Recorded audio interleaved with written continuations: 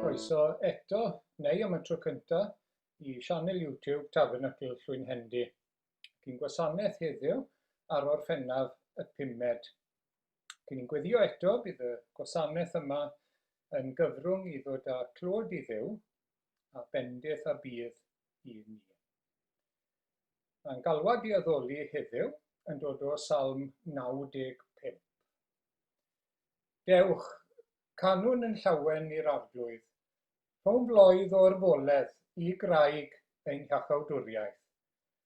Down yw bresenoldeb a diolch, gorfoleddwn ynddo a chyneuon mawl, oherwydd Duw mawr yw'r arglwydd, a brenin mawr goriwch yr holl dduwiau. Yn ei law ef y mae dyfnderau'r ddaear, ac eiddo ef yw uchelderau'r mynyddoedd. Eiddo ef yw'r môr ac ef a'i gwnaeth. Ei ddwylo ef a greodd y sychder. Dewch, a ddolwn ac ymgrymwn. Plygwn ein gliniau ger bron yr arglwydd a'n gwnaeth.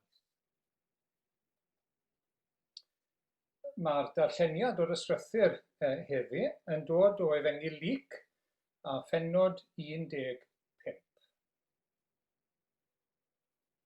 Yr oedd yr holl gasglu'r trethu a'r pechaduriaid yn nesau ato I wrando arno. Ond yr oedd y Pharisiaid a'r ysgrifenyddion yn grwgnach ymhlith I gilydd, gan ddweud, y mae hwn yn croesawu pechaduriaid ac yn cydfwyta gyda hwy. A dywedodd ef y ddameg hon wrthynt. Bwriwch fod gan un ohonoch wy 100 o ddefaid, a digwydd iddo golli un ohonynt. Onid yw'n gadael y 99 yn yr anialdir ac yn mynd ar ôl y ddafad golledig nes dod o hyd iddi. Wedi dod o hyd iddi, y mae'n ei gosod ar ei ysgwyddau yn llawen, yn mynd adre ac yn gwachodd ei gyfeillion a'i gymdogion ynghyd, gan ddweud wrthynt, llawen hewch gyda mi, oherwydd yr wyf wedi cael hyd I'm dafad golledig. Rwy'n dweud wrthych, yr un modd, bydd mwy o lawenydd yn y nef am un pechadur sy'n edifarhau nag am 99 o rai cyfiawn, nad oes arnynt angen edifeirwch. Neu bwriwch fod gan wraig 10 darn arian, a digwydd iddi golli un darn. Onid yw un cynne cannwyll ac yn ysgubo'r tŷ ac yn chwilio'n ddyfal nes dod o hyd iddo. Ac wedi dod o hyd iddo, y mae'n gwachodd ei chyfeillesau a'i chymdogion ynghyd gan ddweud, llawen hewch gyda mi, oherwydd yr wyf wedi cael hyd i'r darn arian a gollais. Yr un modd rwy'n dweud wrthych, y mae llawenydd ymhlith anylion Duw am un pechadur sy'n edifarhau. Ac meddai, yr oedd dyn a chanddo 2 fab. Dywedodd yr ieuengaf ohonynt wrth ei dad, fy nhad, dyro I mi'r gyfran wrth ystad sydd I ddod I mi. A rhannodd yntau ei eiddo rhyngddynt. Chydig ddyddiau yn ddiweddarach, wedi newid y cwbl am arian, ymfudodd y mab ieuengaf I wlad bell, ac yno gwastraffodd ei eiddo ar fyw yn Afradlon. Pan oedd wedi gwario'r cyfan, dath newyn enbyd ar y wlad honno, a dechreuodd yntau fod mewn eisiau.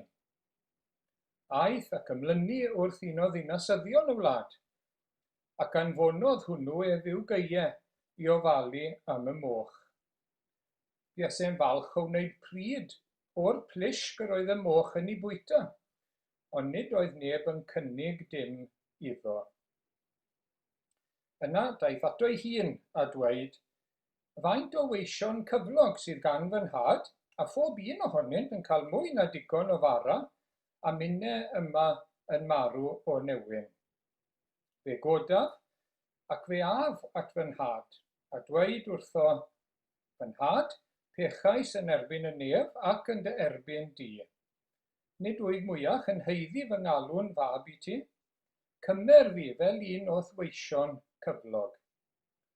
Yna cododd a mynd at ei dad, a phan oedd eto ymhell i ffwrdd, gwelodd ei dad ef, tosturiodd wrtho, rhedodd ato, a rhoes ei freichiau am ei oedd a'i gusanu. Ac meddai ei fab wrtho, fy nhad, pechais yn erbyn y nef, ac yn dy erbyn di. Nid wyf mwyach yn heiddi fy ngalw'n fab i ti. Ond meddai ei dad wrth ei weision, brysiwch, dewch a gwisg allan, yr ore, a'i gosod amdano. Rhowch fodrwy ar ei fus a sandalau am ei draed. Dewch ar llo sydd wedi ei besgu a lladdwch ef. Gadewch i ni wledda a llawen hau. Oherwydd yr oedd hwn fy mab wedi marw a daeth yn fyw eto. Yr oedd ar goll a chafwyd hyd iddo. Yna dechreusa'n wledda yn llawen. Yr oedd ei fab hynaf yn y ceie. Pan nesaodd at y tŷ ar ei ffordd adre, clywodd sŵn cerddoriaeth a dawnsio. Galwodd un o'r gweision ato a gofyn beth oedd ystyr hyn.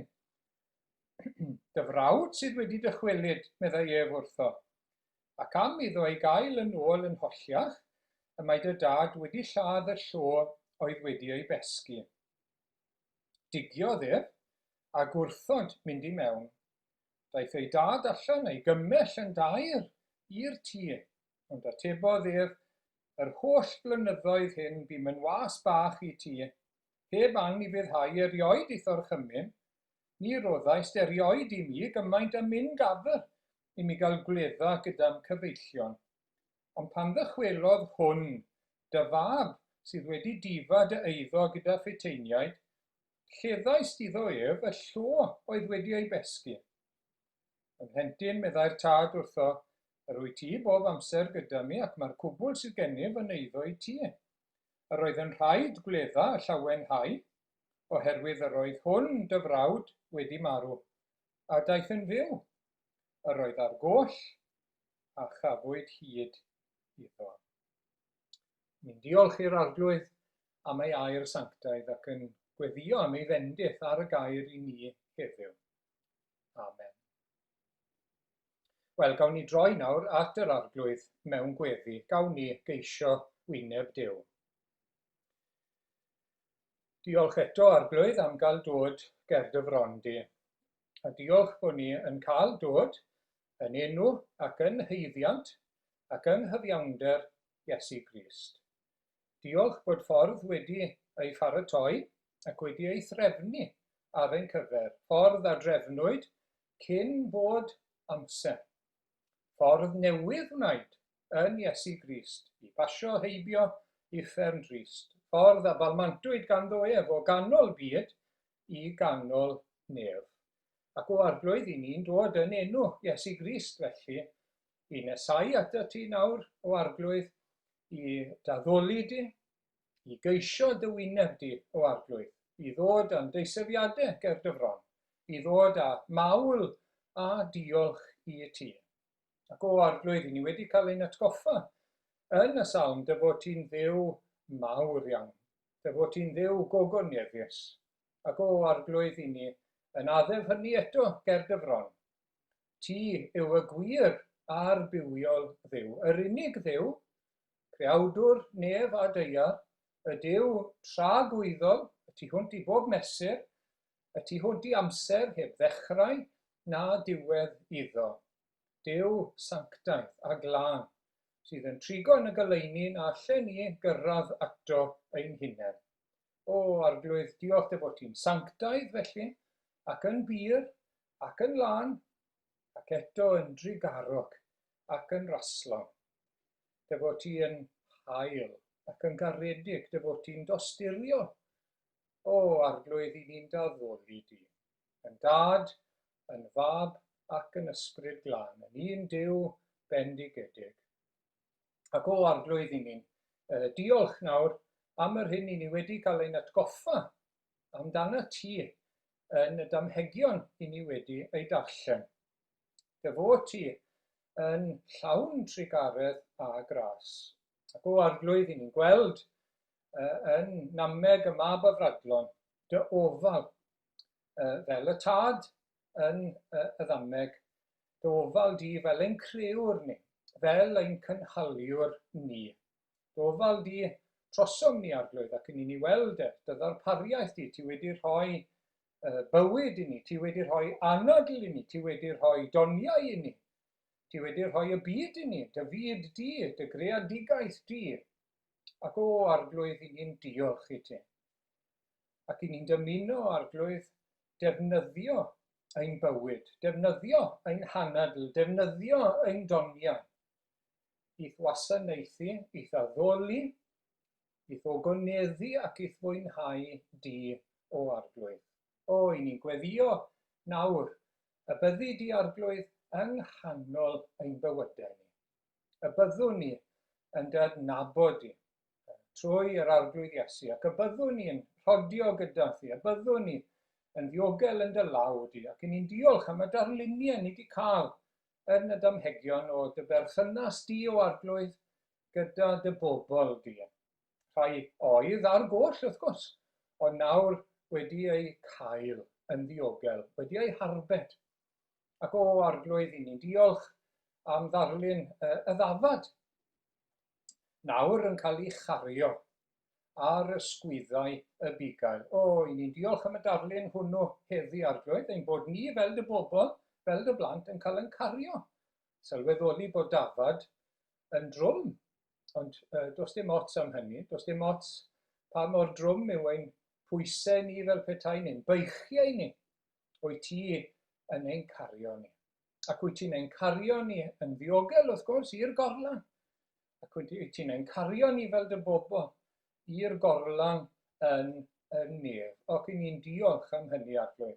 Diolch am berthyn i braidd y bugail da. Y bugail mwyn o'r nef a ddaeth i lawr i geisio i braidd. Y rhai oedd ar goll, o, i ni'n diolch.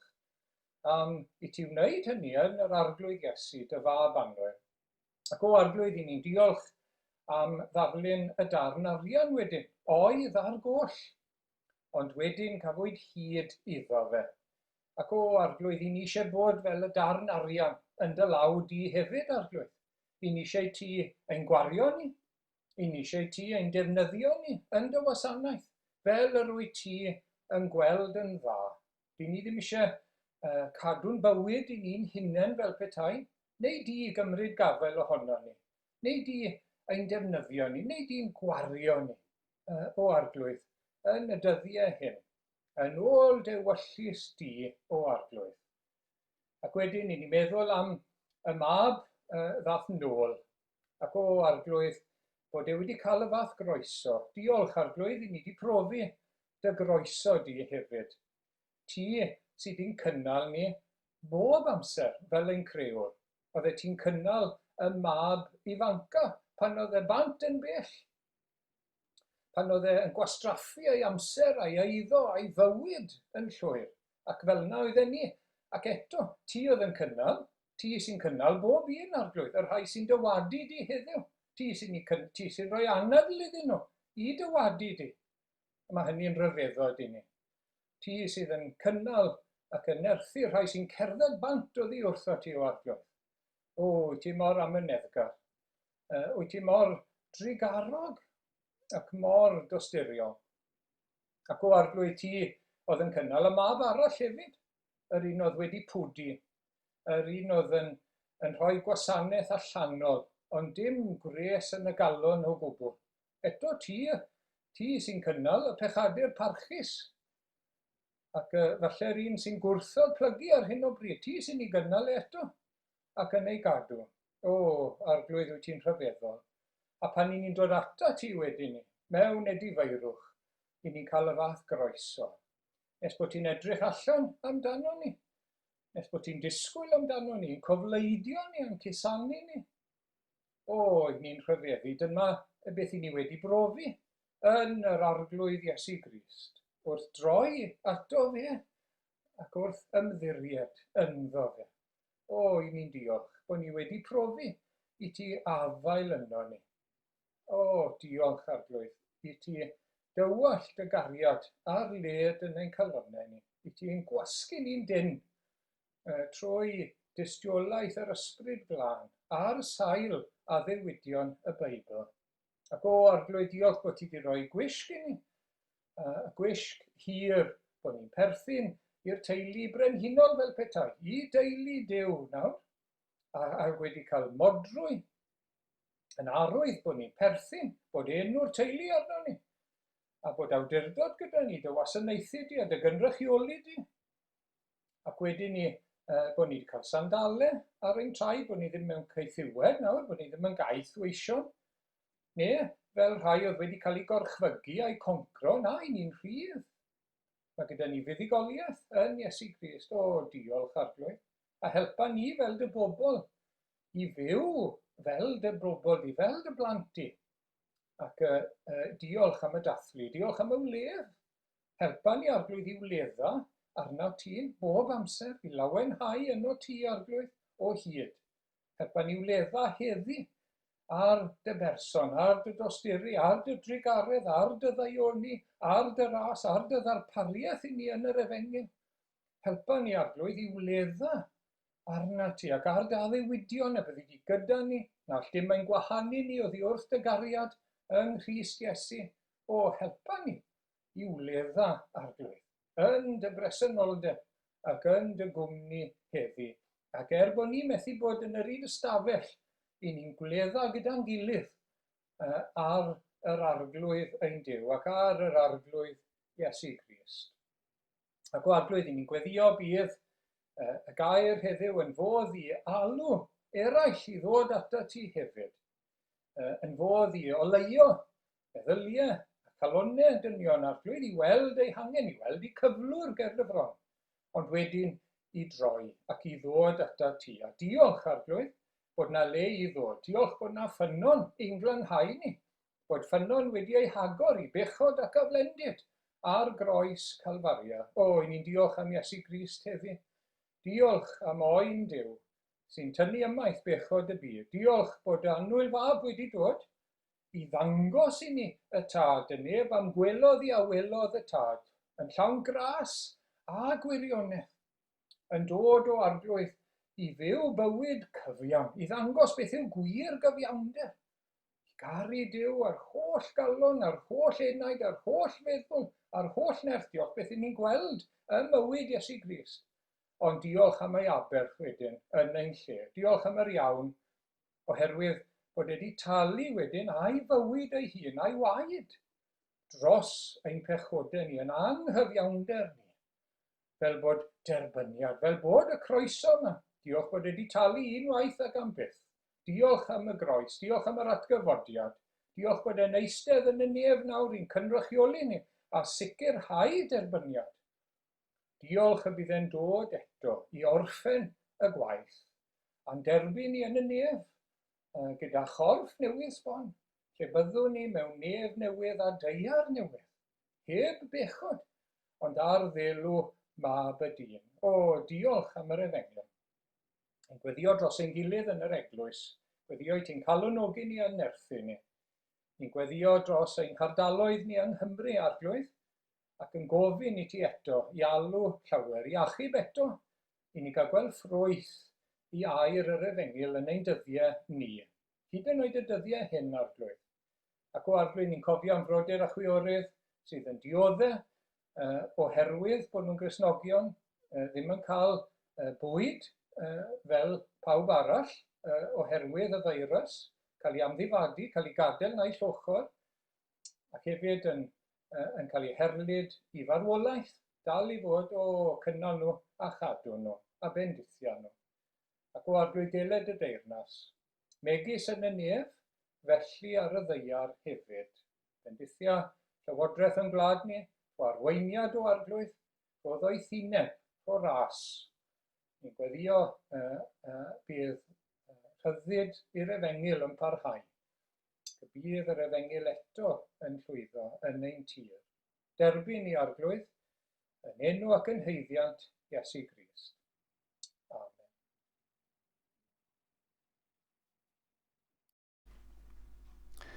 Wel, heddi, rydyn ni'n mynd i edrych ar y ddameg ola o'r tair yn y bennod gafodd ei ddarllen, sef dameg y Mab Afradlon, fel ni'n arfer dweud, neu'r Mab Colledig.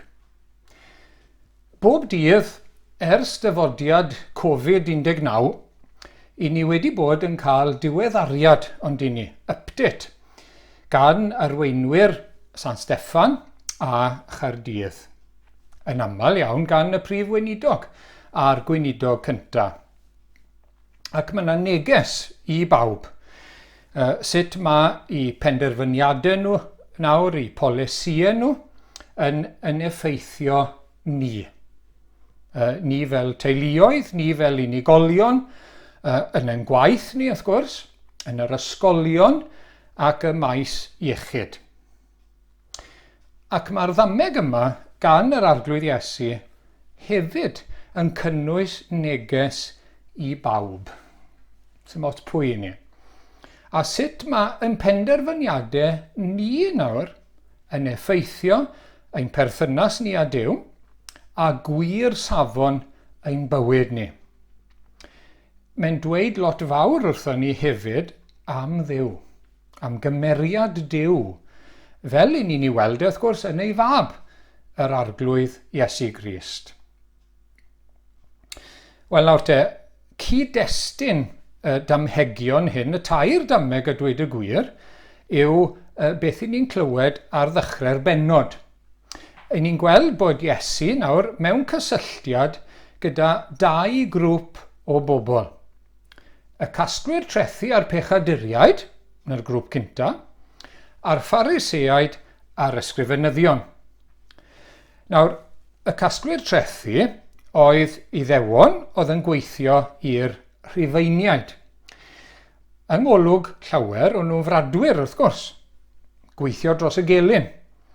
Ac oedd ganddyn nhw enw o fod yn dwyllwyr, codi gormod o drethu, mwy nag oedd angen, i lenwi eu pocedi eu hunain. Oedd ddim enw da iddyn nhw o gwbl. A mae Zaccheus wrth gwrs yn enghraifft o un ohonyn nhw. Ac wedyn y pechaduriaid oedd pobl oedd eu pechod nhw neu pechodau nhw yn amlwg i bawb.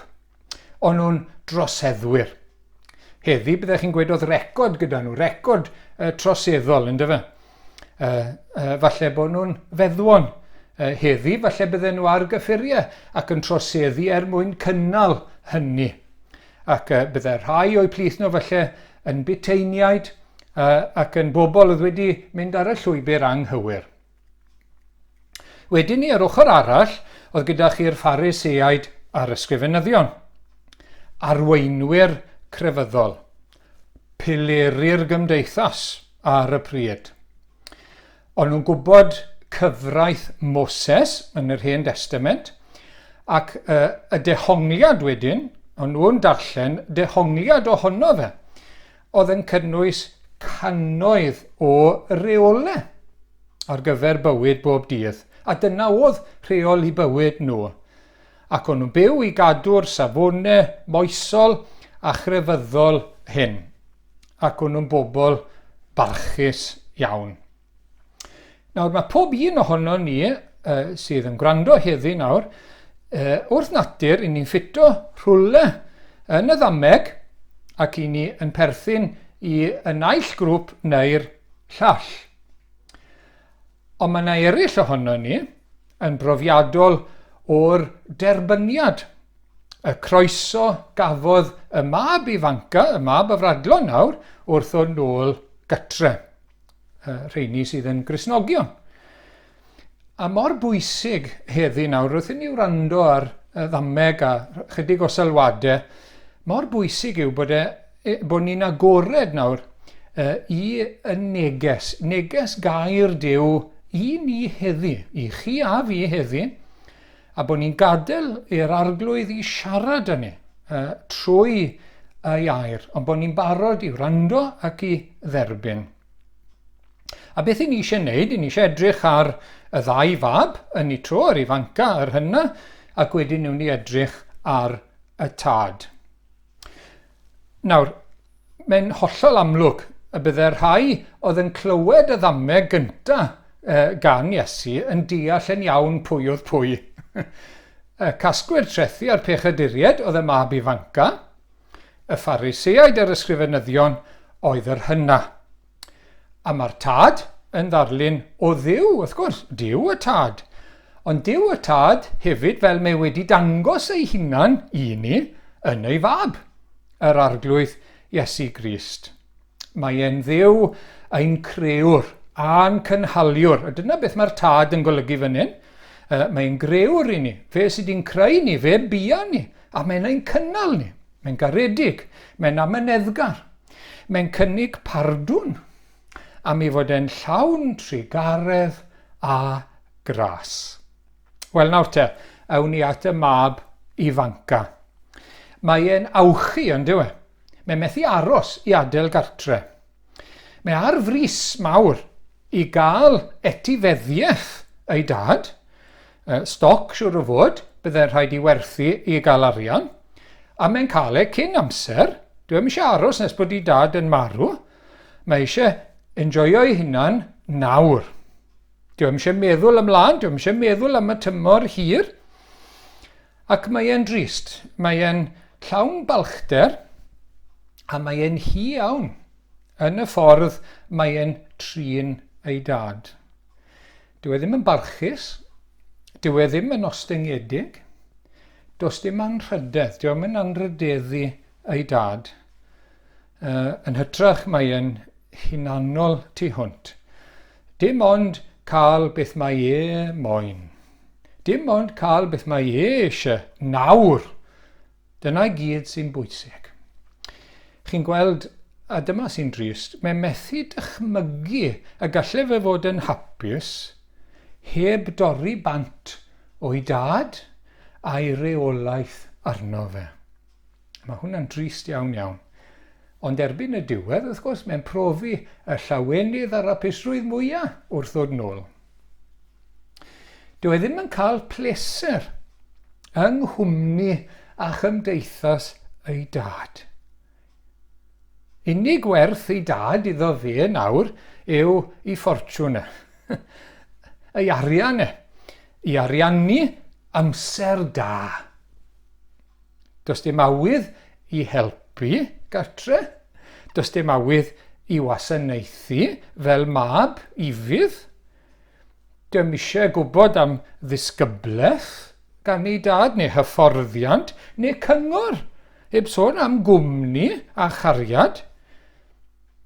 Ac mae e'n ddarlun, wrth gwrs, o lawer o bobl heddi yn ei pechod. Chi'n gweld yr un nodweddion, wrth gwrs. Hanfod pechod yw gwrthryfela yn erbyn Duw. Wrth gwrs, gwrthryfela yn erbyn yr arglwydd Iesu. Pan i ni yn dymuno bywyd anniwiol, mynd oddi wrtho fe. Anghrediniaeth, gwadu ei fodolaeth. Aniolchgarwch, dyn ni'n mynd i gydnabod e. Ac wedyn bod bywyd, chi'n gweld, yn troi o'n cwmpas ni. Fi. Y fi fawr. I ni'n gweld yn y mab ifanca, i ni'n gweld yn y mab hynna hefyd. Ac i ni'n gweld ym mhob pechadur. Pob un ohono ni, wrth natur. Wyt ti'n gwybod am y fi fawr yma, y bwystfil yma sydd yno ti? Ac mae yna bobl heddi sy'n methu dychmygu hapusrwydd yng nghwmni Duw ac yn yr arglwydd Iesu Grist. Ac mae'r pechadur eisiau defnyddio ei fywyd, ei anadl, ei amser, ei ddoniau, ei dalentau, ei arian. Rhoddion Duw yw nhw gyd, cofiwch. Ond mae eisiau defnyddio nhw i'w bwrpas i hunan. Sdim ots beth mae gair Duw yn dweud. Sdim ots am droi at Dduw, i gael cyngor, i gael arweiniad, i wybod beth sy'n gywir neu'n anghywir yn dda na. Just enjoyo. Sdim ots am yr rhoddwr, just enjoyo i roddion i ni'n hunain. A dim meddwl ymlaen, chi'n sylwi. Mae'n gwastraffu amser, mae'n gwastraffu bywyd, mae'n gwastraffu ei eiddo. A mae hwnna'n wir amdano ni yn ein pechod, chi'n gweld. Dyw'r pechadur ddim yn meddwl ymlaen. Achos mae'r Beibl yn dweud wrthon ni, bywyd byr sydd gyda ni ar y ddaear, a mae tragwyddoldeb o'n blaen ni. Dwi'n mynd gorffen gyda'r beth. Ond dyn ni'n eisiau meddwl falle, beth sy'n mynd i ddigwydd ar ôl marw? Wel, mae dydd y farn yn dod, mae rhaid ni ateb am ein bywyd wrth gwrs. Cyfnod byr sydd gyda ni ar y ddaear, ond tragwyddoldeb hir. Mae'n anodd i ni ddeall, dweud y gwir. Mae hwnna o'n blaen ni. Ac wrth gwrs, yn y bôn, ni'n gwybod hyn. Ni'n gwybod o leia bod bywyd yn fyr, ac mae pobl yn dweud wedi ni, reit, mae bywyd yn fyr, mae rhaid ni gael gymaint o bleser ac antur a phosib allan ohono fe. Allwn ni ddim mynd â dim gyda ni, ac wrth gwrs mae hynny'n wir. Felly mae rhaid ni gael bucket list arbennig. Fel oedd rhai yn dweud yn amser yr ysgrythyr, mae rhaid ni yfed, mae rhaid ni fwyta a llawenhau achos fori i ni marw. Ond chi'n gweld, mae'r cyfan sydd gyda ni yn dod o ffortiwn ein Duw, ein crewr a'n cynhaliwr, ein hanadl, ein talentau, ein bywyd, popeth. A beth am ddiolch i Dduw? Beth am fwynhau ein bywyd gyda yr un sydd wedi rhoi y cwbl yma i ni? Beth am geisio ei gyngor e, ei gwmni fe, ei gariad e? Mor ffôl yw ffordd pan ni yn ein pechod yn gwastraffu amser, yn gwastraffu bywyd ac yn cau Duw allan. A beth ni'n gweld gyda'r mab ifanca, mae pethau'n dod i stop.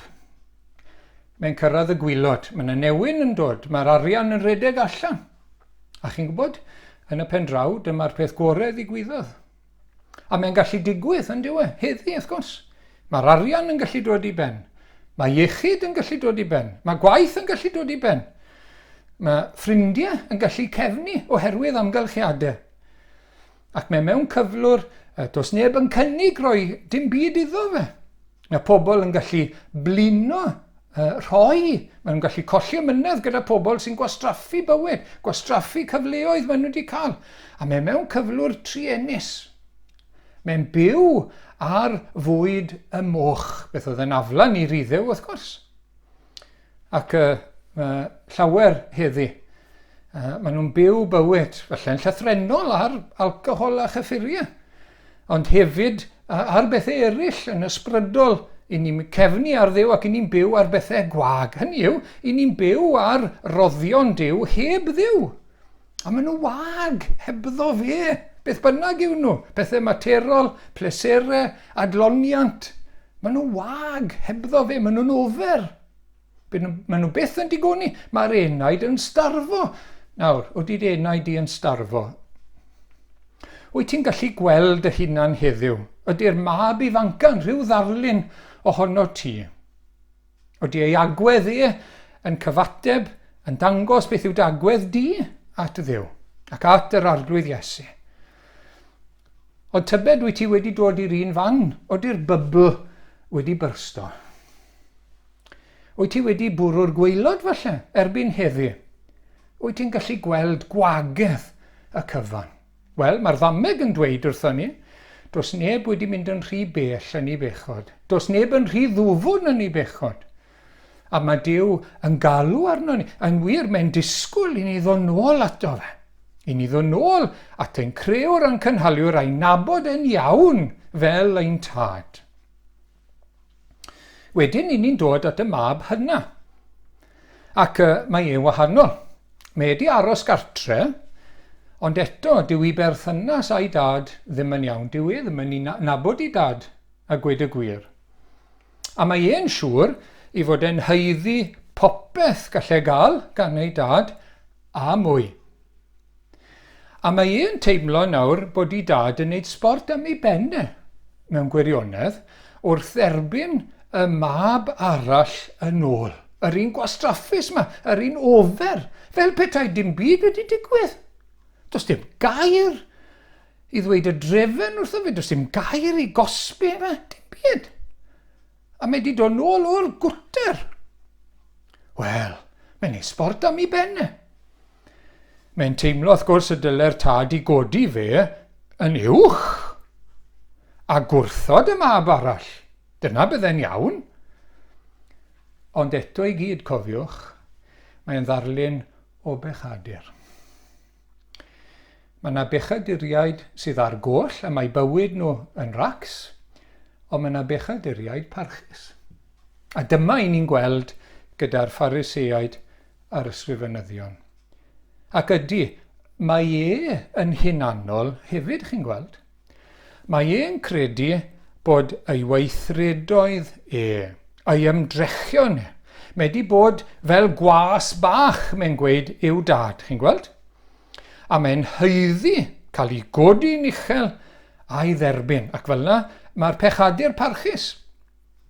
Haeddu derbyniad gan Dduw oherwydd bod e mor dda. Ond am y rhai eraill, dyw nhw ddim yn haeddu ei derbyn o gwbl. Ac mae'n adeiladu pob gobaith arno fe ei hunan. Ac wrth gwrs, i ni'n gweld hyn mewn dameg arall. Mae'r arglwydd Iesu nes ymlaen yn Efengi Luc, pennod 18 yw hwnna, a mae'n rhoi dameg o y ddau yn mynd i weddio, y Pharisiad a'r casglwr trethu. Dyma chi eto, y ddau yma. A mae'n mynd i weddi. Dyw e ddim yn ceisio Duw o gwbl.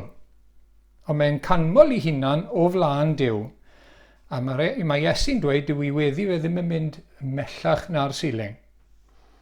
Mae'n diolch na dyw e fel pobl eraill. Dyw e ddim yn ddrwg. Dyw e ddim yn ddigrefydd. Dyw e ddim yn godi nebu. Dyw e ddim fel y casglwyr trethu. Dyw e ddim yn y gwter, chi'n gweld? Dyw eriod wedi bod. A mae'n gallu dweud beth mae'n neud. Y dyled swyddau crefyddol, mae'n ymprydio, mae'n dygymu, mae'n rhoi arian, mae'n gweddio, a bydden ni'n ychwanegu heddi, mae'n gwneud elusen, a pob math o bethau da eraill. A mae'n pwyso ar heini, chi'n gweld? Pwyso ar ei hunan nawr. Mae'n gyfforddus iawn mae e'n tybio o flaen Duw. Mae'n tybio i fod yn gyfiawn. Mae'n tybio i bod yn dda. Ac i rai crefyddol, i bechaduriaid parchus crefyddol, mae'n tybio bod e'n gwasanaethu Duw. A rhai eraill falle yn barchus yn foesol. Ond, gwrandwch nawr, does dim pleser, does dim mwynhad yng nghwmni y tad. Nag oes. A chi'n gweld hynny yn hanes Iesu Grist. Chi'n gweld y Phariseaid a'r ysgrifenyddion, does dim pleser na mwynhad yng nghwmni Iesu. Chi'n gweld, mae Iesu yn pwysleisio gwir gyfiawnder. Mae'n pwysleisio caru Duw a'r holl galon, a'r holl enaid, ac a'r holl feddwl. Mae'n dweud hynny yn Mathew 22. Chi'n gweld, mae'n fwy na jyst bod ni ddim yn neud rhai pethau, a bod ni'n gwneud rhai pethau eraill. Mae'n mynd yn ddyfnach o lawer, meddwl Iesu Grist. Enghraifft, mae'n dweud, chi'n sôn am na o dineb, a chi'n meddwl chi ddim wedi gorwedd gyda graig neu gŵr rhywun arall, di ddim di godi nebu. Ond meddwl Iesu Grist, ond os ych chi di meddwl am y peth, os ych chi di dychmygu'r peth, na fe, chi'n bechadur, a chi yn euog o dineb ysbrydol, yn barod, yn y galon ac yn y meddwl. Na, oedden nhw'n meddwl, a mae'r pechadur parchus, chi'n gweld y meddwl, bod ufuddod neu parchusrwydd neu gweithredoedd da allanol. Hwna sy'n ddigon da, ac oedd y mab yn dweud, dwi wedi bod fel gwas bach yn neud popeth i ti. Oedd e'n gweld y tad fel meistr caled. Doedd e ddim wedi nabod y tad o gwbl, wrth gwrs. Doedd e ddim wedi gweld ei fod e'n llawn heilioni a thosturi ac ymynedd. Tuag ato fe dros y blynyddoedd. A beth i ni'n gweld, oedd ddim cariad yna.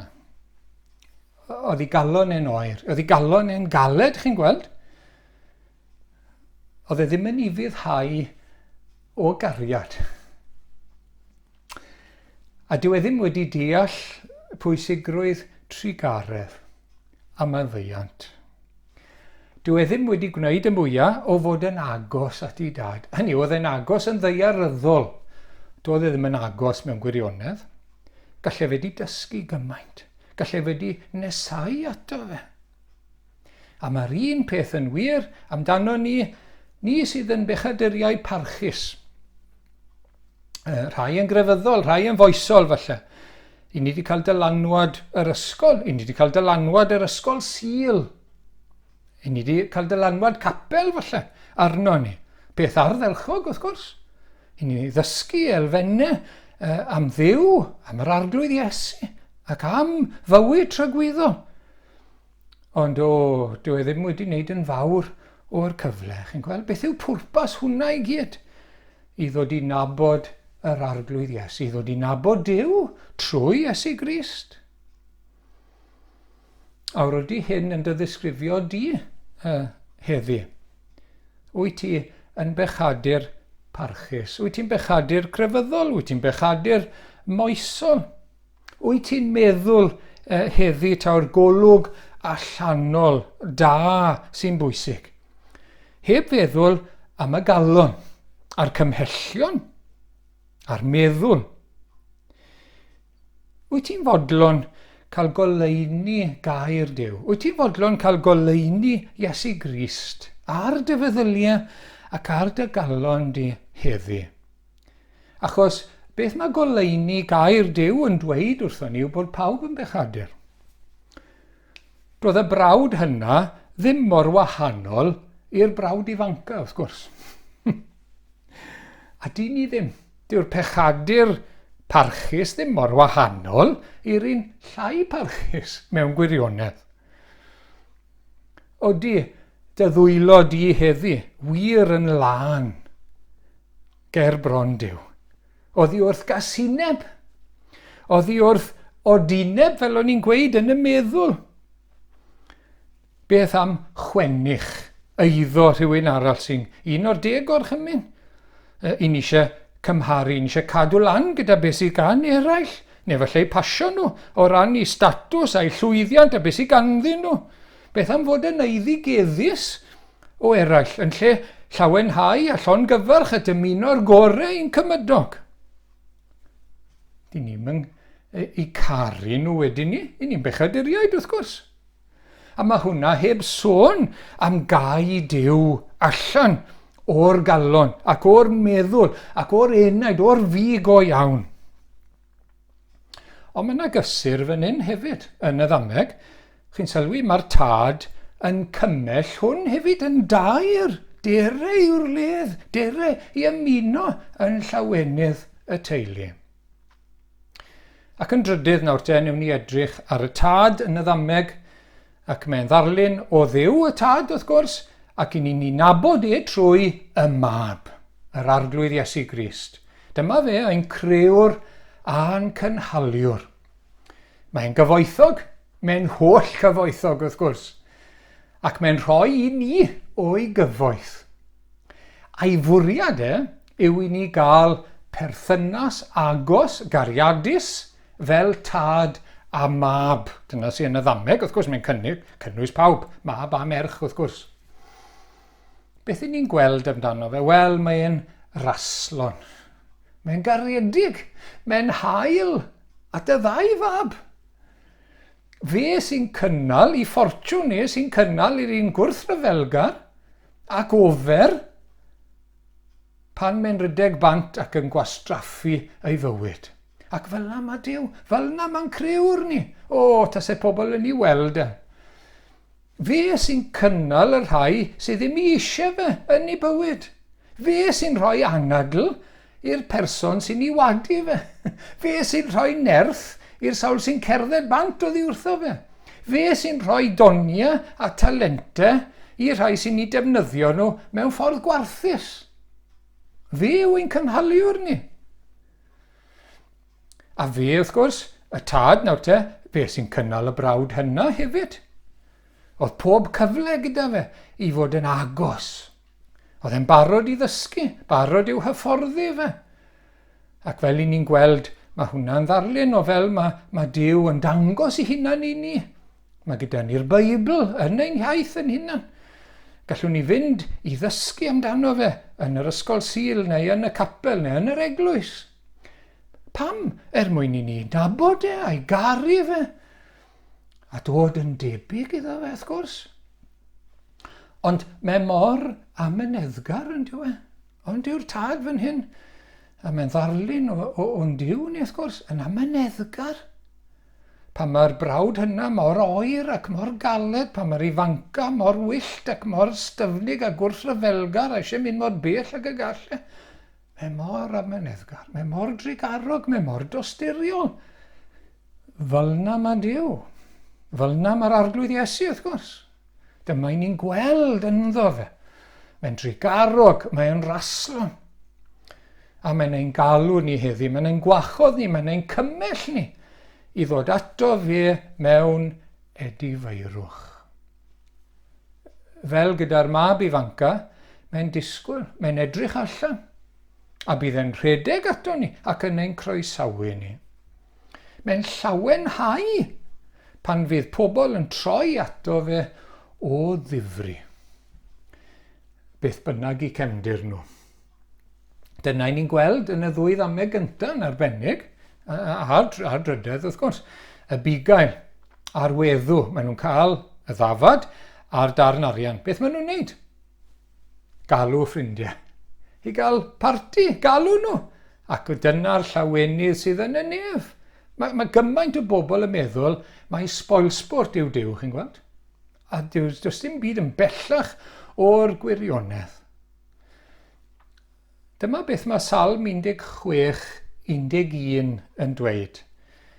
Yn dy bresenoldeb di, y mae digonedd o lawenydd. Ac ar dy ddeheulaw, neu yn dy ddeheulaw, ond ar dy ddeheulaw, fwyniant, mwynhad, bythol. A chi'n gweld fan hyn, mae e'n pentyrru bendithion. A dyna brofiad y Cristion, yr un sy'n edifarhau wrth gwrs, yr un sy'n dod nôl yn ymddiried yn Iesu Grist. A mae'n cael ei fabwysiadu, mae'n cael ei arddel fel mab yn y teulu yn iawn. Mae'n cael y wisg ore. Nid gwisg byr, ond gwisg hir wrth gwrs, nid gwisg gwas neu ceithwas. Wel, yn aml bydde ceithwas yn gwisgo bron dim byd. Na, gwisg hir yn addas i fab rhywun cyfoethog. Ac darlun bod ni'n blant i Dduw, bod ni'n blant y brenin mawr wrth gredu yn yr arglwydd Iesu. Ac wedyn mae yna fodrwy, wrth gwrs. Mwy na thebyg, signet, wrth gwrs, gyda falle crest y teulu neu enw, llethrennau enw'r teulu arno fe. Mae'n perthyn nawr, mae'n perthyn i'r teulu. Ac mae gyda fe awdurdod, wrth gwrs. Mae'n mae'n gallu cynrychioli'r teulu hefyd. A mae hwnna yn bwysig i ni fel Cristnogion yn dywe. Mae gyda ni'r gwisg hir, i ni'n blant i'r brenin mawr, ac i ni fod i fyw fel yna, cofio hynny bob dydd. Mae e gyda ni, mae'n ein caru ni, a chariad anfeidrol. Ac i ni'n bobl Dduw nawr, ac i ni'n gallu bod yn llys genhadon, ambassadors, dros, i ni'n gallu cynrychioli'r teulu, wrth gwrs. I ni'n gallu rhannu ein profiad, i ni'n gallu rhannu'r efengil, i ni'n gallu cyhoeddi wrth bobl sut i gael maddeuant, sut i ddod mewn i'r teulu. I ni'n gallu dod at yr arglwydd ein tad mewn gweddi, i ni'n gallu gweddio dros eraill. I ni yn feibion ac yn ferched wrth gwrs i Dduw trwy Iesu Grist. Ac mae'n cael y sandalau. Eto, nid ceithwas, bydde fe yn droednoeth. Hefyd, o'n i'n darllen yn ddiweddar, rhai eraill oedd yn droednoeth. Dwedwch chi bod brenin nawr wedi concro y gelyn. Y peth cyntaf bydde fe'n neud gyda'r gelyn, chi'n cofio bydde nhw'n dod nôl, yn wedi gael Rhufeinied, bydde nhw'n dod nôl gartre trwy'r arch y fuddugoliaeth ac y triomf, ac yn paredio pawb. Ond y peth cyntaf bydden nhw'n wneud, cyn iddyn nhw ddechrau cerdded, oedd tynnu eu sandalau nhw.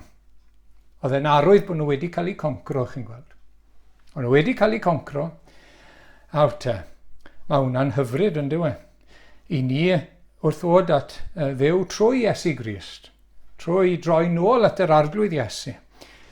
I ni'n cael sandale a mae'n traed. Ni'n gaeth weisio'n pechod, ni'n gaeth i bechod rhagor, i ni'n rhydd wrth gwrs, a nerth Duw yn plaid ni i beidio a phechu.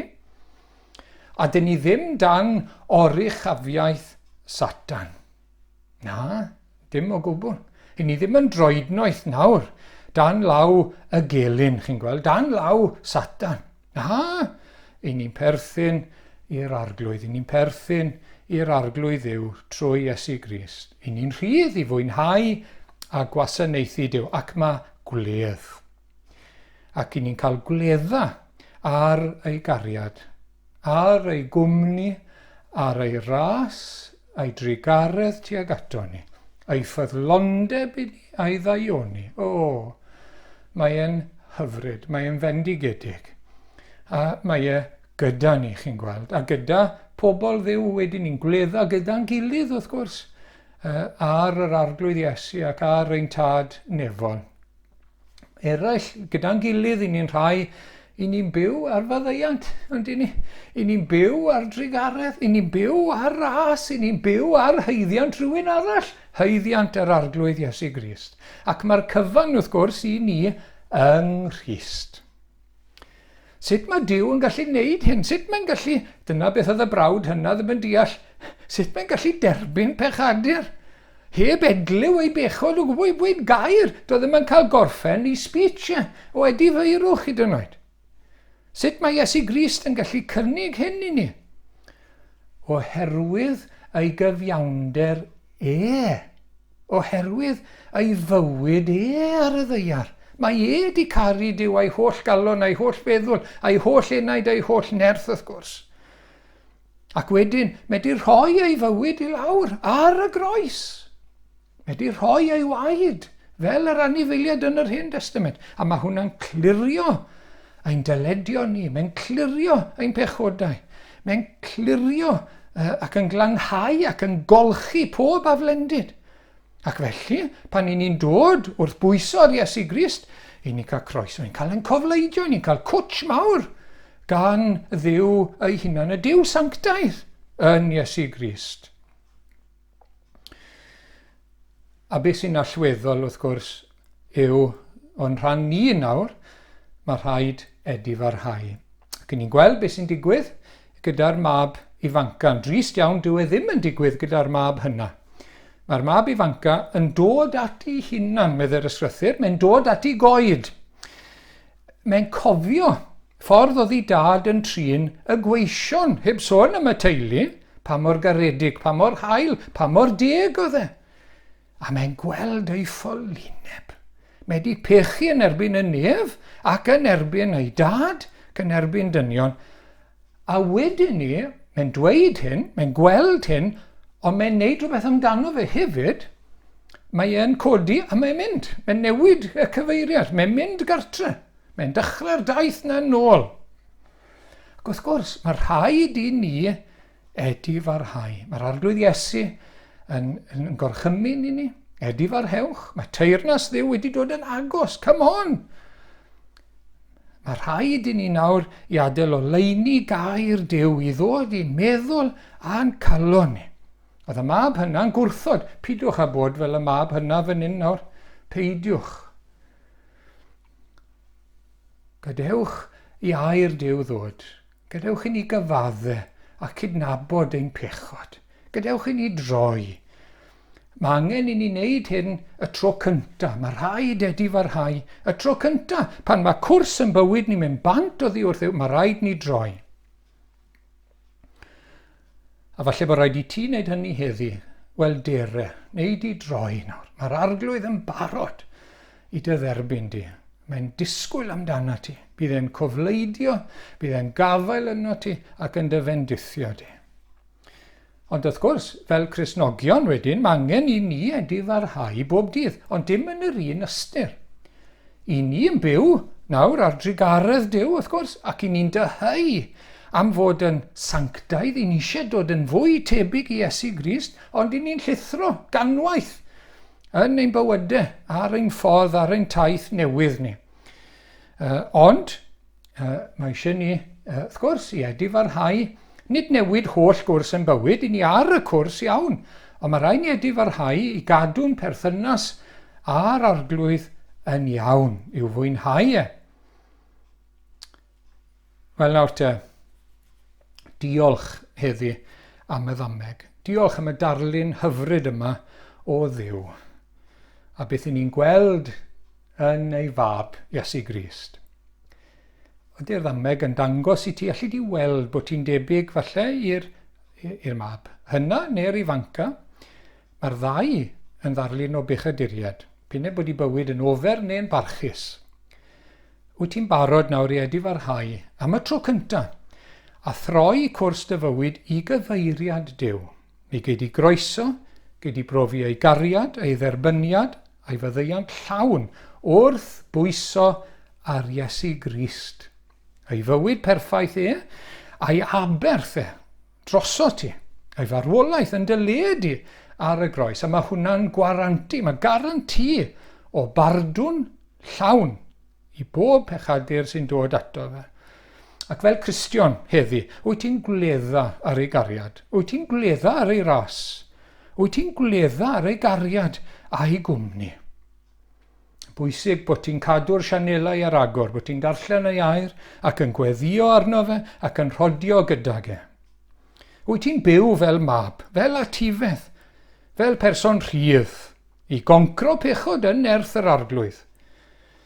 Wyt ti'n cofio bod ti'n ei gynrychioli fe ac yn gallu bod yn dist iddo fe, i rannu gydag eraill a'i galw nhw? Wyt ti yn byw fel un, does dim angen ofni. Wyt ti'n blentyn yn ef, wyt ti'n blentyn Duw, mae Duw gyda thi. Sim eisiau ofni, sim eisiau panic, hyd yn oed yn yr amgylchiadau anodd hyn, neu wrth wynebu unrhyw beth. Gall neb dy wahanu oddi wrth gariad Duw yng Nghrist Iesu. Wel, hyn fyddo ein profiad ni, mwyn ei enw. Amen.